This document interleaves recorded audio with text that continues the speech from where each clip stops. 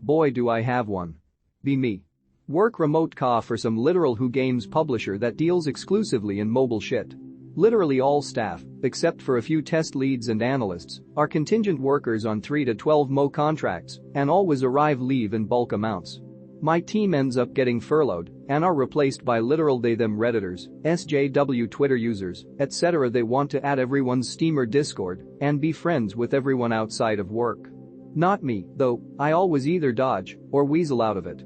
One of them is an F2M tranny, let's call them Myra. Myra takes offense to my consistent refusal to get to know these people, starts accusing me of transphobia, which isn't true. I donate to LGBT charities and live 2 trans persons who are also my friends. Finally cave in and add them on Discord and join their shitty server, which I muted immediately and ignored. Myra reports me to HR, who call me in. Ask to see the detailed report, which I am sent it with names blacked out. Filled with literal fiction, where I'm described as a not a team player, insensitive and condescending, and possibly transphobic. Report also accuses me of racism because I didn't leave a tip at a Chinese restaurant that literally gave me food poisoning, a story I told one day during downtime. Also accused of normalizing anti-social habits and attitudes by simply not participating in much conversation that isn't work-related.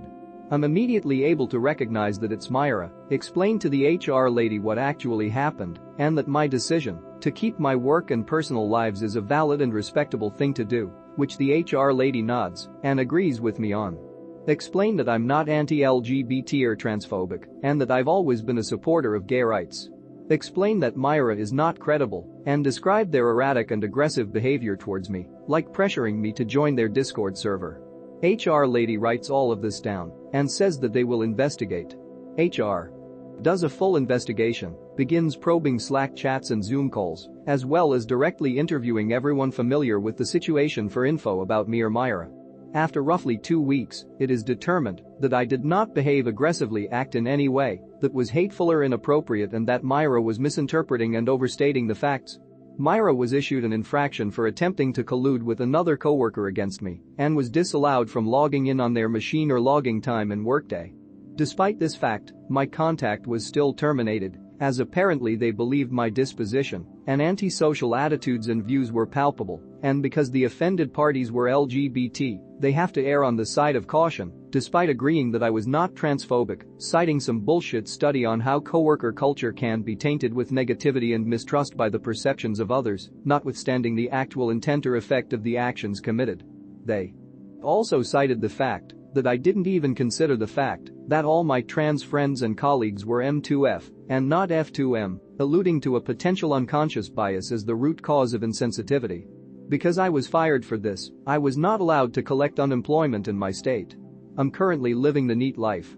I should also mention that Myra gloated about my firing, referring to me as a mark and a first step in detoxifying the workplace, to which they were met with intense backlash, and that none of my other coworkers believed I should have been fired.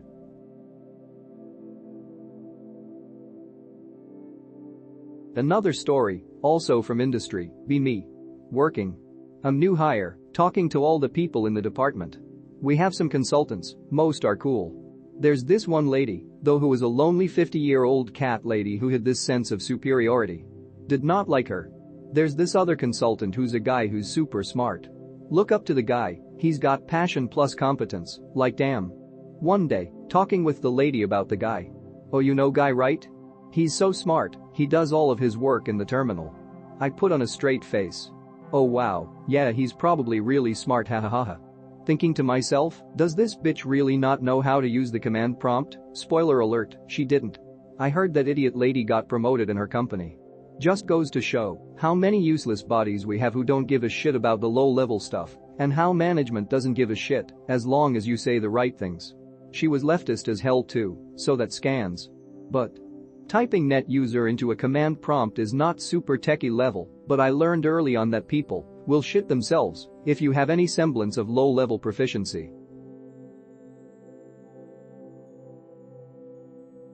Be me. Use a questionably usable laptop for notes in college. I use RHEL as a daily drive. My college enforces that I use Windows cause the login system they made works only on Windows. Refuses to work on Pole and Wine. Install Windows 11 in a VM. Technicians at college don't even notice. Try to scroll using trackpad gestures. It's inverted. Reinstall Windows. Same. Try it on another PC. Still the fucking same. Why is Microsoft so fucking retarded as to use inverted trackpad gestures? Even Mac uses normal trackpad gestures. Also, YTF, can't you change the trackpad settings? Fuck MS and fuck my college techs. Agreed with the Anon that replied to you. Not many of them do. The issue is that they expect to be taught and don't take it upon themselves to learn. I have a story. Be me. First big boy job out of college. Working in cybersec department. One day, the boss of the department is showing a coworker's kind around. Kid is in college, blah blah nepotism whatever. I'm writing a script to pull information on various artifacts. I have a bunch of terminals open, looking like a 1337H@X0R setup. Really, it's just writing and running Python in 2 different terminals. Boss takes kid over to my desk. And this is Anon, he's a new hire here, he's pretty good with the tech stuff. And the kid looks at my monitors, seeing that it looks 1337, and says something I'll never forget. Wow, I can't wait to learn that in class. I bit my tongue till it bled. This is the main issue. To be proficient, you need to self-teach. Students are expecting to actually get their money's worth out of college and they are horribly misled. The more popular computing got, the more retards we got who are happy to sit at a desk and collect a paycheck without doing the legwork or having the passion to actually be proficient. Be me in 2018. Ride the AM4 upgradability bandwagon. Buy B450 meters mortar board. Slap in a 2600 and SOM Flare X AMD optimized RAM 2x8 3200C14 RAM. Happy I'll only need to buy a new 8 cores GPU a couple of gens ahead and maybe add in more RAM to future-proof it and wait until DDR5 RAM matures and become affordable. Fast forward to 2022. Time to upgrade, found the RAM sticks at a ridiculous price compared to what I paid 4 years prior. Unimpressed by the 5800X efficiency, the 5700X seems perfect, so I snatch it. Realize the B450 meters mortar has been discontinued and replaced by the Mortar Max. Only beta BIOS is from January, and the 5700X is not compatible. XMP isn't working with 4 sticks of the low latency RAM. Have to buy a new MOBO. Most likely a new SU, to handle a 7700X Tier 4070. Thanks MSI. Thanks AMD. It's not. I promise you it's not. Same shit happened to me. Be me. Want to work on OffSec team? There's an open position. Apply. Beat other candidates even though they're more qualified than me. Nice.jpg.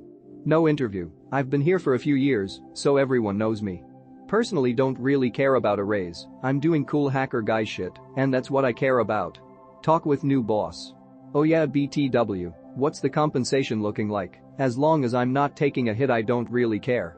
I got you a promotion, you now make 124k and are level 3. It happened to me too. I think that a lot of organizations are bleeding talent and they want to retain what they have. I also haven't done any of what I consider to be meaningful work in a year. So no, it's not a prank. Plus, joking about money is not cool unless you're self-deprecating. Be me, G and Tuman. Start just like making game here on GDG. Get repeatedly told to fuck off back to VG. Never been to V. A few weeks with no GGDG. Decide to give VG a try. They're actually nice and welcoming. Come back a few days later. GGDG is up and running. Oh no, AG has invaded us. Why are you like this?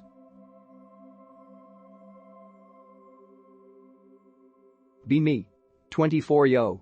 Used to be a front-end bitch. Kinda hated it because I always wanted to be a cybersecurity guy but thought about starting in something easier. Dropped everything to pursue cringe things like music. Realize I will soon be 25 with no full education or career. Scary. Decide to come back to it. Want to be SciSec as I dreamed. I have 1 year now when I can learn it and find a job without any distractions. I don't have to go to work or spend any time other than learning stuff all day every day. Where is it optimal to start? Is it even possible? Should I buy some courses or all of them pointless garbage? Thinking about SOC job as a career starter. Any advice is welcome.